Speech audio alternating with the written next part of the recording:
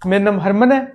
आज हम हमारे सॉइल मैकेनिक्स का लेक्चर टफनेस इंडेक्स, जिसको आईटी से रिप्रेजेंट करते हैं, उससे शुरू करेंगे।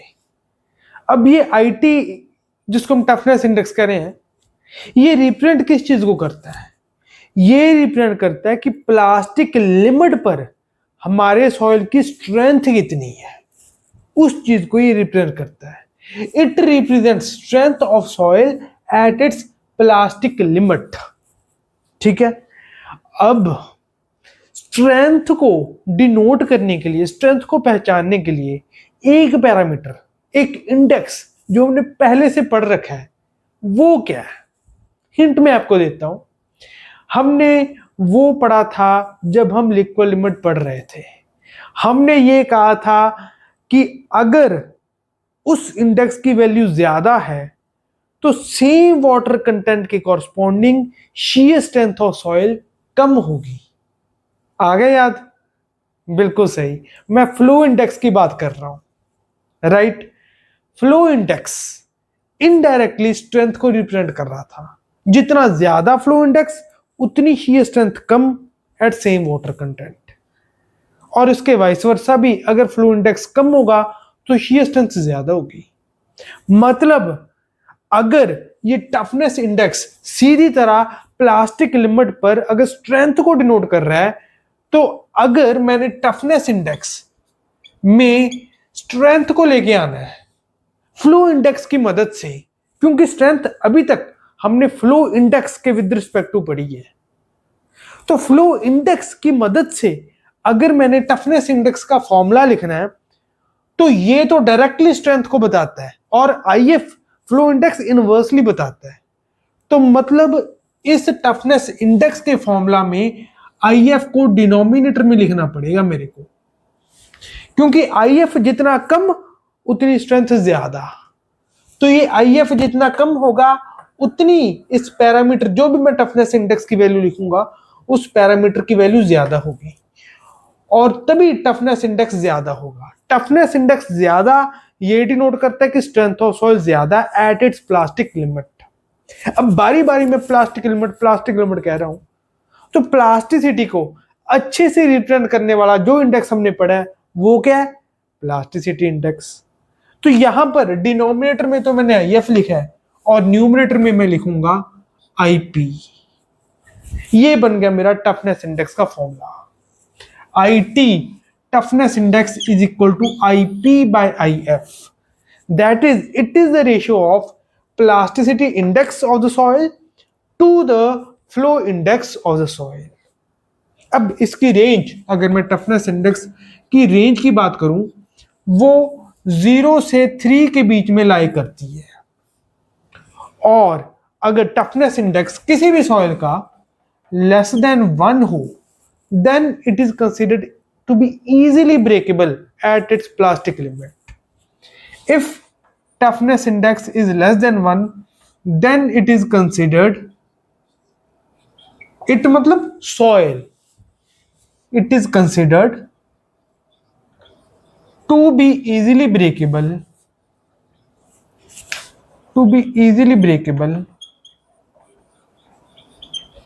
at its plastic limit. Right now, अब हम टफनेस इंडेक्स को तो पढ़ लिया, आईपी बाय आईएफ, इसको आपको याद रखना है, इंपॉर्टेंट फॉर्मूला ये। अब हम आगे चलते हैं। अब नेक्स्ट टॉपिक जो हम डिस्कस करने जा रहे हैं, दैट इज सेंसिटिविटी, जिसको हम एस टी से रिप्रेजेंट करते हैं, एस के पैर में टी। राइट। अब जैसे हम दूसरी कंसिस्टेंसी के जो पैरामीटर्स हैं वो सिर्फ फाइन ग्रेन सॉइल के लिए डिस्कस कर रहे थे, वैसे इसको भी सिर्फ फाइन ग्रेन सॉइल के लिए ही हम डिस्कस कर रहे हैं, क्योंकि ये कंसिस्टेंसी में जो लॉस हुआ, हार्ड से सॉफ्ट की तरफ सॉइल चला गया, क्यों, वो हम डिस्कस करेंगे। उस चीज को ये रिप्रेजेंट कर रहा है, ये पैरामीटर, जिसको हम सेंसिटिविटी का नाम दे रहे हैं। राइट। अब जो ये सेंसिटिविटी है, ये है क्या? इन जनरल, जब मैं आपको कोई कह दूं कि यार हम इंग्लिश में जब कहते हैं कि यार वो ना बहुत सेंसिटिव है, मतलब उसको कुछ थोड़ा सा भी कह दो उसका ऐसे मन हो जाता है, राइट, डाउन हो जाता है वो। मतलब क्या बना इसका कि इतनी उसमें स्ट्रेंथ थी, अच्छा वाला था, आपने कुछ कह दिया, इतनी बहुत कम उसकी स्ट्रेंथ होगी, स्ट्रेंथ नीचे चली गई। मतलब सेंसिटिविटी का, कोई अगर ज्यादा सेंसिटिव है तो थोड़ी सी उसमें आपने रीमोल्डिंग करी, स्ट्रेंथ कम हो गई। इंग्लिश का जो सेंसिटिव वर्ड है उसी को हमने सॉइल में अपनाया है, सेंसिटिविटी। जो हम कहते हैं बहुत नाजुक है, सेंसिटिव है, मतलब थोड़ा सा कुछ कह दिया, स्ट्रेंथ एकदम से कम। सॉइल भी हमारा जो बहुत सेंसिटिव है, उसको आपने थोड़ा बहुत आपने उसको तोड़ा मरोड़ा, इतनी स्ट्रेंथ थोड़ी सी रह गई, मुरझा गया वो। जब फूल मुरझा जाता है वैसे हमारा सॉइल इतनी स्ट्रेंथ वाला था, अब थोड़ी सी स्ट्रेंथ वाला रह गया। जब उसकी सेंसिटिविटी ज्यादा है तब उस सॉइल की जिसकी सेंसिटिविटी बहुत ज्यादा है, मतलब वो सेंसिटिव बहुत है वो सॉइल, उसकी आपने कुछ रीमोल्डिंग करी। रीमोल्डिंग मतलब उसको जो तोड़ा मरोड़ा, जो हम जब मैं आपको बता रहा था प्लास्टिक के केस में ऐसे ही करते हैं ना, जब हमारा सॉइल प्लास्टिक रेंज में होता है उसको जैसे तोड़ते मरोड़ते रहो कुछ उसमें फ्रैक्चर नहीं आते, वैसे रीमोल्डिंग का मतलब जो हमारा सॉइल एक स्टेट में है, आपने उस पर कोई वर्क किया, वर्क करके उसको किसी और शेप में चेंज कर दिया, अब वो जो उसकी नई शेप होगी वो कहलाएगी रीमोल्डेड शेप। मोल्ड मतलब शेप में बनाना, रीमोल्डेड शेप मतलब उसको दोबारा मोल्ड करके किसी और शेप में कर देना, रीमोल्डेड। और जो ओरिजिनल स्टेट है उसको हम कहते हैं अनडिस्टर्ब्ड स्टेट। अनडिस्टर्ब मतलब इसको डिस्टर्ब नहीं किया, अनडिस्टर्ब स्टेट। अनडिस्टर्ब स्टेट पे अगर आप वर्क करते हो तो आप रीमोल्डेड स्टेट पे चले जाते हो सॉइल की, और इन जनरल कोहेसिव सॉइल्स की या फाइन ग्रेन सॉइल्स की, जो मर्जी कह लो, क्योंकि फाइन ग्रेन सॉइल्स में ही कोहेजन होती है। कोहेजन का मैंने आपको बताया था, कोहेजन मतलब एक दूसरे को पकड़ने की टेंडेंसी, एक दूसरे के साथ चिपके रहने की tendency by intermolecular forces of attraction, उसको हम कहते हैं इन जनरल कोहेजन, राइट। तो अब जो मैंने आपको सेंसिटिविटी बताई उसके थोड़ा अगर हम डीप डेल्व करें तो इसका ये मतलब बनता है कि जैसे मैंने आपको बताया कि जब हम हमारे सॉइल को रीमोल्ड करते हैं तो उसकी स्ट्रेंथ गिर जाती है। इस प्रॉपर्टी ऑफ सॉइल को हम सेंसिटिविटी ऑफ सॉइल कहते हैं। और ये इवन सेम वाटर कंटेंट ये स्ट्रेंथ गिर जाती है। नहीं तो हम देखते थे कि जैसे जैसे वाटर कंटेंट को हम बढ़ाते थे वैसे वैसे सॉलिड, फिर सेमी सॉलिड, फिर प्लास्टिक और फिर लिक्विड स्टेट में हमारा सॉइल जाता था। मतलब वैसे वैसे हार्ड से सॉफ्ट की तरफ हमारा सॉइल जाता रहता था, तो वैसे उसकी स्ट्रेंथ कम हो रही थी। पर यहां पर जब हम सेंसिटिविटी की बात करते हैं तब हम अनऑल्टर्ड वाटर कंटेंट की बात करते हैं। अनऑल्टर्ड, अनऑल्टर्ड, ये जो मैंने वर्ड लिखा ना unaltered, at unaltered water content की बात करते हैं। अनऑल्टर्ड मतलब जो अनऑल्टर्ड हो, ऑल्टर्ड मतलब चेंज कर दिया, अनऑल्टर्ड मतलब चेंज नहीं किया, मतलब सेम रहने दिया। इधर मैं सेम वाटर कंटेंट भी लिख सकता था, पर थोड़ा सा इसको कॉम्प्लिकेट करने के लिए मैंने यहां पर अनऑल्टर्ड लिखा है, ताकि अगर पेपर में ऐसी लैंग्वेज आए तो आप कंफ्यूज ना हो, आप जल्दी से निकल जाओ सिचुएशन में से। सेम लिख देता तो वो आसान हो जाता, अनऑल्टर्ड लिखा है तो मतलब अब थोड़ा सा आपको डिफिकल्टी लेवल मैंने यहां पर बढ़ा दी, तो पेपर में जब पहले से डिफिकल्टी बढ़ी हुई थी हमारी क्लास में ही, तो पेपर में डिफिकल्टी लेवल ज्यादा आपको लगेगी नहीं, क्योंकि क्लास में ही हमने डिफिकल्टी लेवल को बढ़ा दिया, राइट। तो अब इसके पॉइंट्स को हम पॉइंट बाय पॉइंट चलते हैं और फिर सेंसिटिविटी की जो एग्जैक्ट डेफिनेशन है उस पर आते हैं। पर उससे पहले इस चीज को थोड़ा गहराई से समझ लेते हैं कि सेंसिटिविटी का एक्चुअल में मतलब क्या होता है, राइट। ये मैंने जैसे आपको बताया कि सेंसिटिविटी का मतलब होता है loss of strength upon remoulding even at same water content. At same water content आपने रीमोल्ड किया सॉइल को, तो उससे जो लॉस ऑफ स्ट्रेंथ हो गया उसको हम सेंसिटिविटी ऑफ सॉइल का नाम दे रहे हैं, राइट। उस प्रॉपर्टी ऑफ सॉइल को हम सेंसिटिविटी ऑफ सॉइल का नाम दे रहे हैं। अब ये लॉस ऑफ स्ट्रेंथ होता किसकी वजह से है? ये लॉस ऑफ स्ट्रेंथ होता है दो कारणों की वजह से। पहला, plastic readjustment of soil solids. मतलब ये कि मान लो हमारे सॉइल में एक सिलिका था, एक ऑक्सीजन था, इन दोनों का बॉन्ड बना हुआ था। पर जब मैंने रीमोल्डिंग करी ना अपने सॉइल की, तो जो ये सिलिका और ये ऑक्सीजन इन दोनों का आपस में बॉन्ड था, तो ये सिलिका यहां ना होकर कहीं और शिफ्ट हो गया। रीमोल्डिंग कर दी ना अपने सॉइल की, यहां ना होकर यहां हो गया, तो इन दोनों का जो बॉन्ड है वो टूट गया। अब जो ये बॉन्ड टूटा है, ये अपने आप अगर आप सॉइल को लीव कर दोगे ना, तो ये रिकवर नहीं होगा। This is non recoverable. जो ये आपने बॉन्ड तोड़ दिया, मतलब plastic readjustment of soil solids जो आपने कर दी, that is non recoverable, that can not be recovered. वो परमानेंट लॉस हो गया हमारे सॉइल की स्ट्रेंथ में। पर एक ऐसा पैरामीटर है, एक लॉस ऐसा स्ट्रेंथ में है जो रिकवर हो जाता है। वो कौन सा? एड्सॉर्ब्ड वाटर जो डिस्प्लेस हो गया था सॉइल सॉलिड्स के ऊपर। जो एड्सॉर्ब्ड वाटर था, एड्सॉर्ब्ड वाटर मतलब वो वाटर, वैसे हम पढ़ेंगे इस वाटर को कि कौन सा होता है, पर एक बार आइडिया देने के लिए मैं आपको बता देता हूं। सॉइल सॉलिड्स के ऊपर वो वाटर जो केमिकली इस सॉइल सॉलिड्स के ऊपर लगा हुआ है, केमिकली, उस वाटर को हम कहते हैं एड्सॉर्ब्ड वाटर।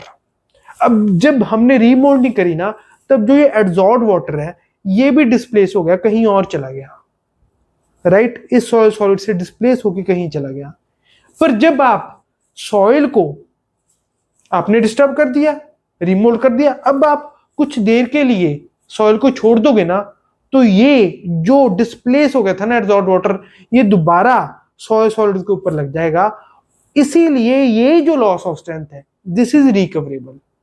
ये स्ट्रेंथ दोबारा सॉइल में आ जाएगी जब आप सॉइल को थोड़ी देर के लिए ऐसे रहने दोगे, उसको डिस्टर्ब नहीं करोगे, ऐसे रहने दोगे, ये वाला लॉस दोबारा रिकवर हो जाएगा।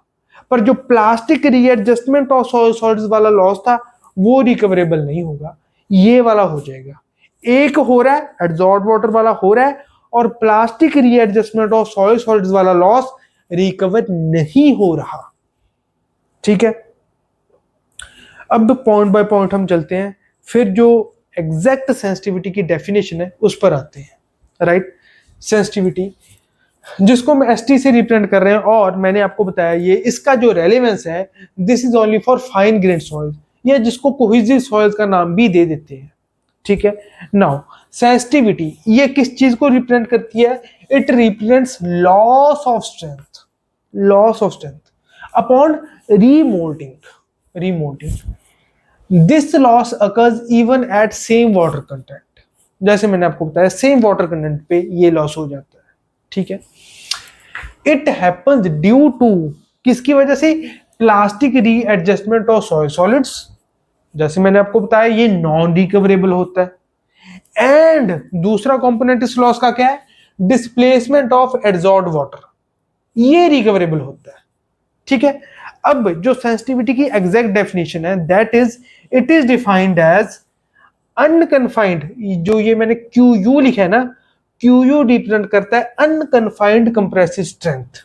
ये अनकन्फाइंड कंप्रेसिव स्ट्रेंथ क्या होती है?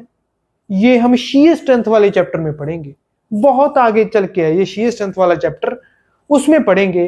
पर अब के लिए आप ये समझ लो, ये एक बहुत ही इंपॉर्टेंट स्ट्रेंथ होती है हमारे क्लेई सॉइल्स की। एक बहुत ही इंपॉर्टेंट स्ट्रेंथ हम डिटरमिन करते हैं हमारे क्लेई सॉइल्स की, उसको हम अनकन्फाइंड कंप्रेसिव स्ट्रेंथ का नाम दे देते हैं। अनकन्फाइंड आपको शायद समझ अभी ना आ रहा हो, पर कंप्रेसिव स्ट्रेंथ तो आपको समझ आ ही रहा होगा। कंप्रेसिव मतलब वो स्ट्रेंथ जो सॉइल को कंप्रेस करने की वजह से हमको मिली, दैट इज कंप्रेसिव स्ट्रेंथ। ठीक है, अनकन्फाइंड बाद में आपको समझ आ जाएगा। ठीक है, तो QU जो कि अनकन्फाइंड कंप्रेसिव स्ट्रेंथ को रिप्रेजेंट कर रहा है, उसकी टर्म्स में अगर हम सेंसिटिविटी को रिप्रेजेंट करें तो वो आएगा अनडिस्टर्ब्ड स्पेसिमेन की अनकन्फाइंड कंप्रेसिव स्ट्रेंथ जो है उसकी आप रेशो ले लीजिए रीमोल्डेड स्पेसिमेन की अनकन्फाइंड कंप्रेसिव स्ट्रेंथ से एट अनअल्टर्ड वाटर कंटेंट, मतलब सेम वाटर कंटेंट, मतलब सेम वाटर कंटेंट पे अगर आप अनडिस्टर्ब्ड स्पेसिमेन की अनकन्फाइंड कंप्रेसिव स्ट्रेंथ की रेशो लेंगे रीमोल्डेड अनकन्फाइंड कंप्रेसिव स्ट्रेंथ से तो वो सेंसिटिविटी आ जाएगा। मतलब sensitivity is defined as ratio of unconfined compressive strength of undisturbed specimen to the unconfined compressive strength of remolded specimen, right? अब इसको अगर हम ऑब्जर्व करें तो आपको पता चलेगा कि रीमोल्डेड कंप्रेसिव स्ट्रेंथ जो है वो नीचे है। तो अगर हम इसको थोड़ा सा ऑब्जर्व करें कि ऐसा क्यों है, देखिए हमने कहा है कि अगर जितना ज्यादा लॉस होगा ना उतनी ही ज्यादा हम हमारी सेंसिटिविटी को कहेंगे। तो मान लीजिए इतनी स्ट्रेंथ थी, अब लॉस होके थोड़ी सी रहेगी, तो अगर थोड़ी सी रहेगी मतलब बहुत सारा चेंज है स्ट्रेंथ में, मतलब सेंसिटिविटी बहुत ज्यादा है। मतलब अगर चेंज होने के बाद स्ट्रेंथ बहुत कम रहेगी तो सेंसिटिविटी बहुत ज्यादा होगी। चेंज होने के बाद जो स्ट्रेंथ आ रही है उसे हम क्या कह रहे हैं, रीमोल्डेड कंप्रेसिव स्ट्रेंथ, और हमारे इस केस में रीमोल्डेड अनकन्फाइंड कंप्रेसिव स्ट्रेंथ। मतलब रीमोल्डेड अनकन्फाइंड कंप्रेसिव स्ट्रेंथ अगर कम होगी तो सेंसिटिविटी इतनी ज्यादा होगी। इसीलिए remoulded unconfined compressive strength denominator में है, क्योंकि जितनी कम हो जाएगी उतनी ज्यादा सेंसिटिविटी होगी। इसीलिए ये डिनोमिनेटर में है और ये न्यूमरेटर में है सेंसिटिविटी, राइट? तो ये अगर डिनोमिनेटर में है तो ऑफ कोर्स ऊपर क्या होगा, अनडिस्टर्ब्ड अनकन्फाइंड कंप्रेसिव स्ट्रेंथ ऊपर होगा, अनडिस्टर्ब्ड ऊपर और नीचे रीमोल्डेड है क्या, अनकन्फाइंड कंप्रेसिव स्ट्रेंथ। अब ये तो मैंने लॉजिकली आपको समझा दिया कि आप कैसे इस फॉर्मूला को याद रखोगे। ऊपर क्या आना है, नीचे क्या आना है, नीचे रीमोल्डेड ऊपर अनडिस्टर्ब्ड। लॉजिकली मैंने इस चीज को समझा दिया। पर अगर याद रखने की मैं आपको ट्रिक बताऊं, सिंपल ट्रिक जो मैंने इस्तेमाल की थी, ये चीज तो बाद में मेरे दिमाग में आई थी, पर पहले मैंने इसको एक ट्रिक से याद किया था इस फॉर्मूला को। वो ट्रिक क्या थी, वो ट्रिक ये थी दैट जब हम किसी को बोलते हैं यू आर, मान लीजिए मैं आपको बोलूं यू आर गुड स्टूडेंट, तो मैं क्या बोल रहा हूं, यू आर। तो जो इनका पहला पहला वर्ड है ना, अनडिस्टर्ब्ड और रिमोल्डेड, उसको आप याद कर लीजिए। अनडिस्टर्ब्ड का पहला अल्फाबेट क्या है, यू। रिमोल्डेड का पहला अल्फाबेट क्या है, आर। तो यू आर, ऊपर पहले यू फिर आर आता है, you are a good student, right? आप मुझे कह सकते हैं you are a good teacher. तो यू आर, यू पहले आता है, आर बाद में आता है। तो पहले यू न्यूमरेटर में ऊपर, आर रिमोल्डेड का आर नीचे, इसलिए अनडिस्टर्ब्ड ऊपर और रिमोल्डेड नीचे, राइट? याद रखने की ट्रिक बता रहा हूं मैं आपको। यू ऊपर आर नीचे, you are a good student, U ऊपर आर नीचे, राइट? ऐसे आप सेंसिटिविटी को याद रख सकते हैं। अब सेंसिटिविटी का एक टेबल से हम डिफरेंट डिफरेंट स्ट्रक्चर्स की सेंसिटिविटी कैसी कैसी होगी वो देखते हैं। अब अगर हम डिफरेंट डिफरेंट सेंसिटिविटी की वैल्यूज के हिसाब से हमारे सॉइल के डिस्क्रिप्शन दें कि उसका कैसा स्ट्रक्चर होगा, तो वो कुछ ऐसा होगा। अगर सेंसिटिविटी लेस देन और इक्वल टू 1 है तो हम उस सॉइल को इनसेंसिटिव सॉइल का नाम दे देंगे। अगर 2 to 4 देन लो सेंसिटिव, और ये लो सेंसिटिव जो सॉइल होगा हमारा उसका हनीकॉम्ब स्ट्रक्चर होगा। हनीकॉम्ब, फ्लोकुलेंट, ये स्ट्रक्चर कैसे होते हैं ये हम आगे स्ट्रक्चर ऑफ सॉइल वाले चैप्टर में डिटेल में देखेंगे। और ये चीज, ये टेबल जब आप रिवाइज करोगे ना, इसलिए तब ज्यादा रेलेवेंट होगा। पर अभी के लिए जस्ट आप एक आइडिया ले लो, राइट? हालांकि ये टेबल आपको याद नहीं रखना, आपको एक आइडिया दे रहा हूं मैं। जैसे 2 to 4 में लो सेंसिटिव है, उसमें honeycomb structure, 4 to 8 medium sensitive में हनीकॉम्ब और फ्लोकुलेंट दोनों स्ट्रक्चर पाए जाते हैं। सेंसिटिविटी और इंक्रीज होगी 8 to 16। एक्स्ट्रा सेंसिटिव उसको हम कह देंगे सॉइल को, और उसमें फ्लोकुलेंट स्ट्रक्चर पाया जाएगा। मतलब जैसे जैसे सेंसिटिविटी बढ़ेगी वैसे वैसे हमारा स्ट्रक्चर हनीकॉम्ब से फ्लोकुलेंट पे शिफ्ट होता रहेगा। ये आपको इस टेबल से इंफॉर्मेशन मिल गई, ठीक है। अब आखिरी वैल्यू आपको याद डेफिनेटली रखनी है, क्या कि अगर सेंसिटिविटी की वैल्यू ग्रेटर देन 16 हो तो हमारा जो सॉइल होगा, हमारी जो क्ले होगी, क्योंकि ये सिल्ट में देखने को नहीं मिलती इतनी ज्यादा सेंसिटिविटी सिर्फ क्लेज में ही देखने को मिलती है, और हाईली प्लास्टिक क्लेज जो होती हैं उनमें ही देखने को मिलती है। और अगर सेंसिटिविटी ग्रेटर देन 16 है तो उस पर्टिकुलर क्ले को हम क्विक क्ले या एज एन अनस्टेबल का नाम भी दे देंगे, ठीक है। ये आपको याद रखना है that if sensitivity is greater than 16 then the clay is called quick clay or unstable, right। अब क्ले की इतनी बात हम कर ही रहे हैं तो एक और बात कर लिए। कुछ टर्मिनोलॉजीज हैं, दो टर्मिनोलॉजीज हैं क्ले की, और भी आगे आ सकती हैं। दो टर्मिनोलॉजीज अगर आपको पेपर में दी जाए या आप कहीं देख लें पढ़ते वक्त तो आप कंफ्यूज ना हो जाएं, इसलिए मैं आपको उनसे रूबरू करा रहा हूं। वो कौन सी दो टर्मिनोलॉजीज हैं? पहली लीन क्ले और दूसरी fat clay. Lean in general English का जो वर्ड है उसका मतलब क्या होता है? पतला। फैट मतलब जो मोटा हो, जो ज्यादा फैला हुआ हो। इसी तरह वो हमारी क्ले जिसकी कंप्रेसिबिलिटी कम हो, जो फैले कम, पानी के अंदर आने से कम फैले, उसको हम लीन क्ले में रखते हैं। और ऐसी क्ले कौन सी होगी? वो वाली क्ले जिसकी लिक्विड लिमिट कम है और प्लास्टिसिटी इंडेक्स कम है, क्योंकि ऐसी क्ले ही वो होगी जो कम फैलेगी मतलब सुकड़ी रहेगी, राइट। सुकड़ी इन द सेंस जब हम इसका कंपैरिजन कर रहे हैं दूसरे वाली क्ले से जिसको हम फैट क्ले कह रहे हैं, जो बहुत ज्यादा फैल रही है, बहुत ज्यादा स्वेल कर रही है पानी के आने से। क्यों कर रही है? क्योंकि उसका लिक्विड लिमिट और उसका प्लास्टिसिटी इंडेक्स बहुत ज्यादा है, राइट। ऐसी जो क्ले होगी उसको हम फैट क्ले कहेंगे। ऐसी क्ले का जो श्रिंकेज लिमिट है वो भी बहुत कम होगा, क्योंकि वो वाली क्ले जो बहुत ज्यादा स्वेल कर रही है उसका हमने कैरेक्टरिस्टिक पढ़ा था कि ऐसी क्ले की लिक्विड लिमिट तो बहुत ज्यादा होती है और श्रिंकेज लिमिट बहुत कम होती है। ये हमने एक कैरेक्टरिस्टिक पढ़ा था उस क्ले का जो बहुत ज्यादा स्वेल और श्रिंक करे। तो इसीलिए वो क्ले जो बहुत ज्यादा फैलती हो उसको हम फैट क्ले का नाम देते हैं। ये वो वाली, अगर मैं टेक्निकल डेफिनेशन की बात करूं तो वो वाली क्ले होती है जिसका लिक्विड लिमिट और प्लास्टिसिटी इंडेक्स बहुत ज्यादा होता है।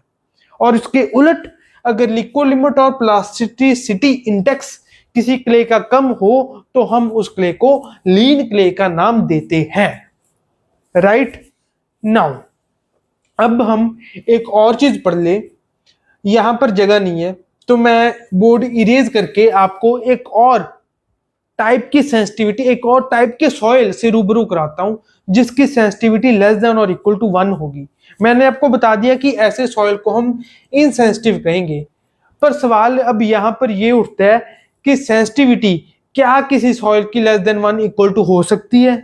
मतलब क्या कोई ऐसा सॉइल हो सकता है जिसको हम रीमोल्ड कर दें और उसके बाद उसकी स्ट्रेंथ कम ना हो, बढ़ जाए? सेंसिटिविटी ये डिनोट कर रही थी कि कितनी लॉस ऑफ स्ट्रेंथ होगी अपॉन रीमोल्डिंग। पर अगर सेंसिटिविटी लेस देन 1 है तो वो इस चीज को रिप्रेजेंट करेगी कि रीमोल्ड करने के बाद हमारे सॉइल की स्ट्रेंथ बढ़ गई। ये कैसे सॉइल में होगी? हाँ, मैं इसको इरेज करके लिख दूंगा, पर आपको समझाऊं मैं पहले कि ये कौन सा सॉइल होगा जिसको मैं रीमोल्ड तो कर दूं और उसके बाद उसकी स्ट्रेंथ कम ना हो बल्कि बढ़ जाए। ऐसा सॉइल, ऐसी क्ले होगी फिशर्ड क्ले। अब ये फिशर्ड क्ले क्या होती है ये मैं आपको थोड़ा डायग्राम बना के समझाता हूं इस बोर्ड को इरेज करके। अब ये मान लीजिए मेरा कोई क्ले का पैच है, राइट। दिस इज क्ले का कोई पैच है ये मेरा, ठीक है। मैं उसका प्लान व्यू बता रहा हूं। जब मैं ऊपर से देखूंगा तो ये कैसी लगेगी? इसके ऊपर फिशर्ड क्ले की बात कर रहा हूं मैं, सिर्फ क्ले ना कह के फिशर्ड क्ले इसको मैं कहूं। फिशड क्ले। अब ये फिशड क्ले कौन सी होती है उसका मैं आपको मतलब समझा रहा हूं। फिशड क्ले वो क्ले होती है जिसमें ऐसे क्रैक्स पड़े हों, क्रैक्स हैं इस सॉइल में। मतलब अगर आप ऊपर से देखोगे तो जो कई बार बंजर जमीन अगर आपने कहीं देखी हो, चाहे टीवी में किसी फिल्म में देखी हो आपने, तो आपको नजर आएगा कि उसमें ना कुछ क्रैक्स से पड़े हुए हैं। सॉइल बिल्कुल ऐसे स्मूथ नहीं है, कहीं कहीं जगह पर उसमें क्रैक्स हैं, आपको दिखते हैं वो क्रैक्स, राइट। उस क्रैक्स को मैंने यहां पर ऐसे बनाया है इन लाइनों से। अब वैसी क्ले को हम कहते हैं फिशड क्ले। अगर हम इस फिशड क्ले को रीमोल्ड करेंगे, दोबारा इसको ऐसे रीमोल्ड करेंगे, तोड़े मरोड़ेंगे, तो क्या होगा, ये फिशड क्ले थी, इसमें ये क्रैक्स थे, अब हमने इसकी रीमोल्डिंग करी। रीमोल्डिंग जब कर दी तो क्या होगा, ये जो क्रैक्स थे ये फिल हो जाएंगे बाय सॉइल सॉलिड्स। ठीक है, क्रैक्स विल बी फिल्ड। अब क्रैक्स नहीं रहे after remoulding, this is undisturbed. ठीक है, फिशड क्ले की मैं बात कर रहा हूं, पर जब मैंने इसकी रिमोल्डिंग कर दी तब इसके क्रैक्स रिकवर हो गए, ये है रिमोल्डेड। तो रिमोल्ड करने के बाद आप देख सकते हो कोई क्रैक्स नहीं है, जो क्रैक्स थे वो फिल हो गए रिमोल्डिंग करने से। इसीलिए इस क्ले की, जो फिशड क्ले की मैं बात करूं, रिमोल्डिंग करने से स्ट्रेंथ बढ़ जाएगी। ठीक है, अब क्योंकि स्ट्रेंथ बढ़ जाती है, सेंसिटिविटी थी undisturbed unconfined compressive strength to remoulded unconfined compressive strength. तो रीमोल्ड करने के बाद स्ट्रेंथ बढ़ गई, डिनोमिनेटर बढ़ गया, तो ओवरऑल क्वांटिटी सेंसिटिविटी की कम हो जाएगी। किससे कम? 1 से कम। तो ऐसी क्लेज, फिशड क्लेज की सेंसिटिविटी लेस देन 1 हो जाती है। ऐसी क्लेज की sensitivity will be less than 1 for fissured क्लेज,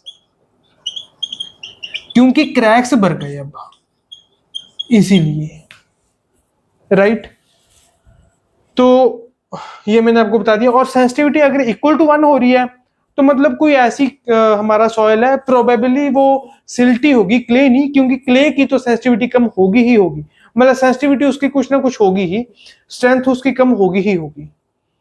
तो अगर कोई हल्की सी सिल्ट है, राइट, मतलब उसका पार्टिकल्स उसके जस्ट 75 माइक्रोन से थोड़े से ही छोटे हैं, तो वो मतलब फाइन ग्रेन सॉइल में भी जस्ट हम एंट्री किए हैं, तो उसके रीमोल्डिंग करने से ज्यादा कोई डिफरेंस नहीं पड़ेगा, तो तकरीबन वैसी सी स्ट्रेंथ ही रहेगी रीमोल्ड करने के बाद भी। तो अनडिस्टर्ब्ड और रीमोल्डेड कंप्रेसिव स्ट्रेंथ जो है वो इक्वल आ जाएगी और सेंसिटिविटी इक्वल टू 1 आ जाएगी, उस केस में अप्रोक्सीमेटली इक्वल टू 1, राइट।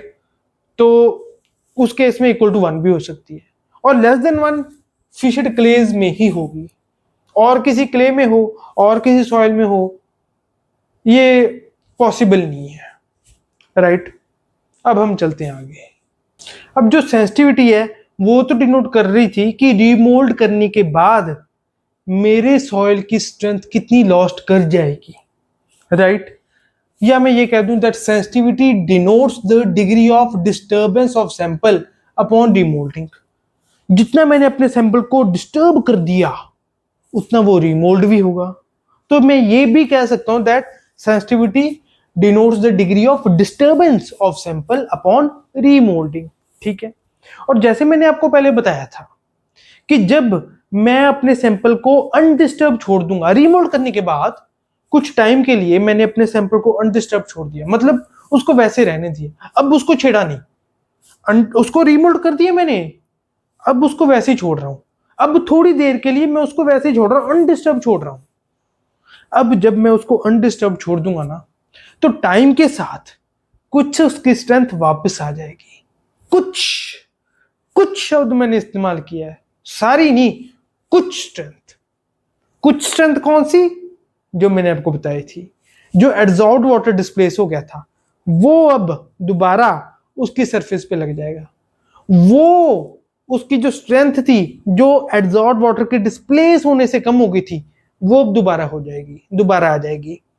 पर जो plastic readjustment of soil solids, वो होने से, प्लास्टिक रीएडजस्टमेंट मतलब बॉन्ड टूट जाने से प्लास्टिकली मेरे सॉइल सॉलिड्स रीएडजस्ट हो गए, मतलब कोई इधर था अब इधर हो गया, रीएडजस्ट हो गए।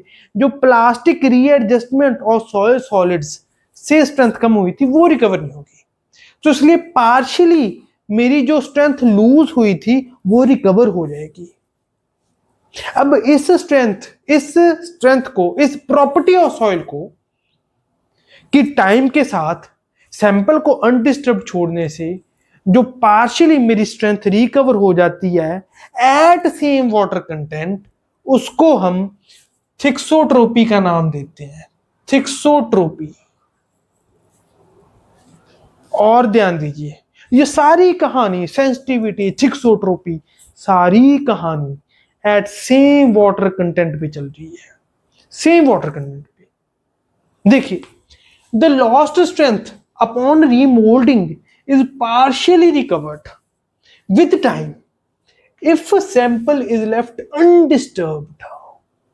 This property of soil, by virtue of which it recovers its strength at same water content, सारी कहानी same water content पे चल रही है, is called thixotropy.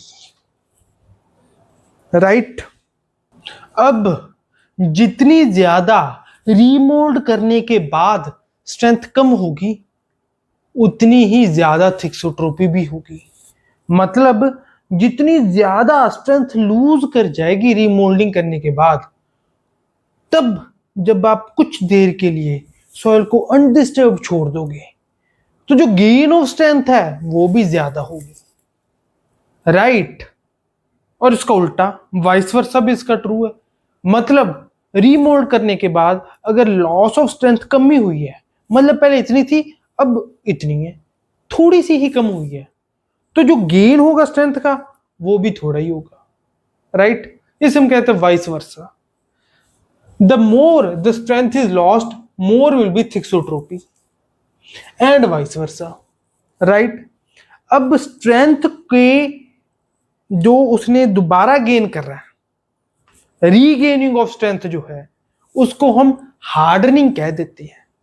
क्योंकि देखिए, जैसे जैसे स्ट्रेंथ लूज हो रही है, अगर हम हमारे दिमाग में दोबारा से कंसिस्टेंसी कर्व वाला ग्राफ लेके आए तो स्ट्रेंथ, जैसे जैसे हम सॉलिड से लिक्विड पे जा रहे थे वैसे वैसे स्ट्रेंथ कम हो रही थी हमारे सॉइल की, और जैसे जैसे हम लिक्विड से सॉलिड की तरफ आ रहे थे वैसे वैसे स्ट्रेंथ बढ़ रही थी। राइट? मतलब जैसे जैसे हमारे सॉइल की स्ट्रेंथ बढ़ेगी वो सॉलिड की तरफ बढ़ेगा। राइट? अगर हम कंसिस्टेंसी कर्व वाले ग्राफ के मद्देनजर से देखते हैं, मतलब उतना ही वो हार्ड होता रहेगा। ठीक है? जब कंसिस्टेंसी इंडेक्स ग्रेटर देन 1 था तो हमने उसको क्या कहा था? Very hard, hard, very hard, इस कैटेगरी में रखा था। इसीलिए द गेन ऑफ स्ट्रेंथ, जो स्ट्रेंथ दोबारा आ रही है हमारे सॉइल, उसको हम कहते हैं हार्डनिंग। हार्डन हो रहा है अब हमारा सॉइल। अगर कम हो रही थी उसको कहते हैं सॉफ्टनिंग। टेक्निकल लैंग्वेज है, अब इस केस में हम रीमोल्डिंग कह रहे हैं, पर उसको आप सॉफ्टनिंग भी कह सकते हो, डेफिनेटली कह सकते हो।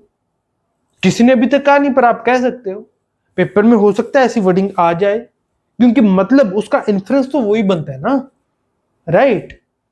अब इस जो लॉस ऑफ स्ट्रेंथ हो रहा है और दोबारा रीगेनिंग ऑफ स्ट्रेंथ हो रही है, उसको अगर हम एक ग्राफ के फॉर्म में बनाएं तो वो कैसा बनेगा? इधर मेरे पास shear स्ट्रेंथ है और इस एक्स एक्सिस पर मेरे पास टाइम है। जब मैंने अपने सॉइल की रीमोल्डिंग करी तब मेरी स्ट्रेंथ लूज हो गई। मान लीजिए पहले S1 थी यहां पे, अब लूज होके जब मैंने रीमोल्डिंग करी तो S1 से S2 पे चली गई। Right? This is due to remoulding, this is due to remoulding, remoulding of soil.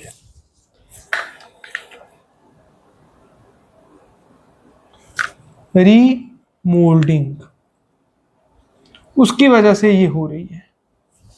अब क्या होगा, अब थोड़ी देर के बाद ये मेरा, इसको मैं अभी यहां नहीं लिखता ताकि डायग्राम पे कोई इफेक्ट ना पड़े लिखने से, बाद में जो खाली जगह होगी उस वहां पर लिखूंगा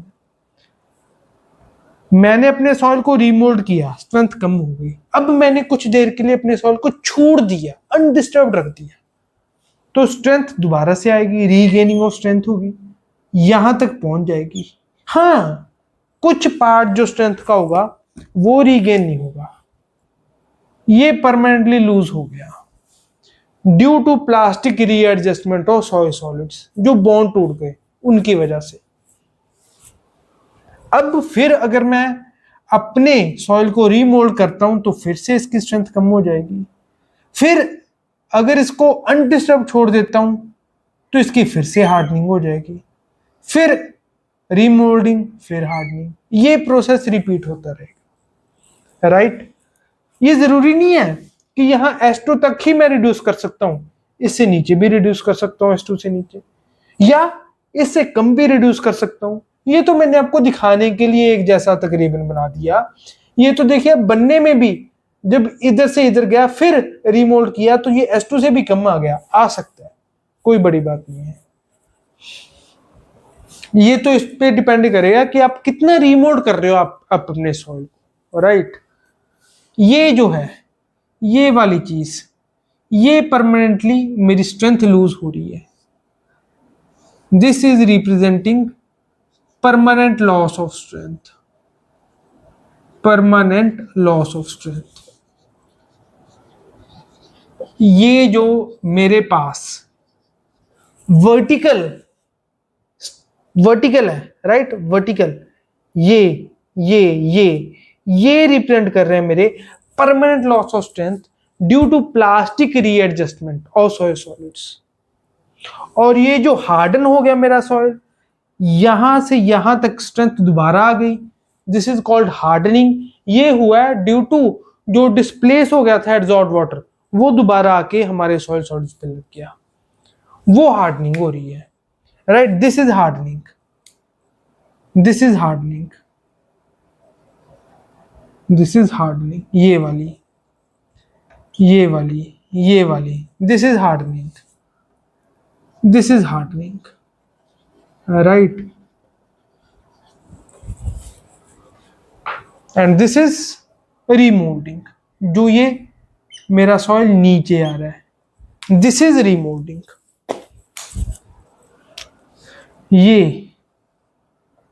ये वाले चूज जो नीचे आ रहे हैं ड्यू टू रीमोल्डिंग, स्ट्रेंथ जो कम हो रही है मेरी, ये वाली, ये वाली, ये वाली, ये रीमोल्डिंग है, right. This is representing remoulding of soil.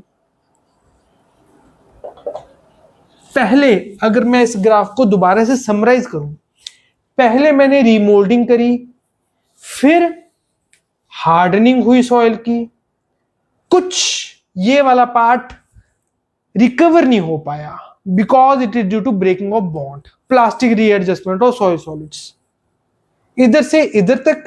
फिर मैंने रीमोल्डिंग कर दी, फिर इधर आ गया, फिर हार्डनिंग हुई, इधर आ गया, कुछ पार्ट रिकवर नहीं हुआ, फिर रीमोल्डिंग कर दी, फिर इधर आ गया, फिर कुछ देर के लिए छोड़ दिया, फिर हार्डनिंग हो गई, इधर आ गया, और कुछ permanent destruction, permanent loss of strength रहा ही मेरे सॉइल में, राइट ना।